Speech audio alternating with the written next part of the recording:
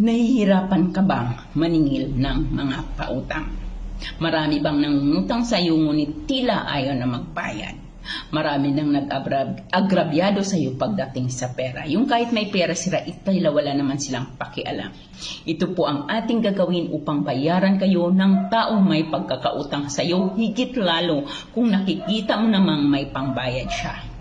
Ang gagawin po lamang, sa anumang text o sa anumang way na inyong paniningil. So halimbawa, iti-text mo siya, tatawagan mo siya, or pupuntahan mo siya in person.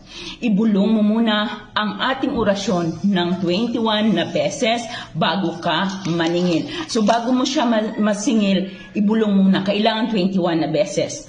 Asur, akal. Asur, akal. Asur, akal. Asur, akal. Pagkatapos mo itong maibulong ng isang beses, ay umihip ka ng malakas. Ihip ng malakas pagkatapos mong bumilong ng 21 na beses. So sa kahit paanong pamaraan, kahit sa text, kahit sa tawag, or kahit sa personal, bago mo siya kausapin, ibulong mo yung asur akal at malakas na ihip isang beses po lamang bago mo singilin ang taong ito. Makikita mo at unti-unti mo masisingil ang taong ito, magbabayad siya sa iyo.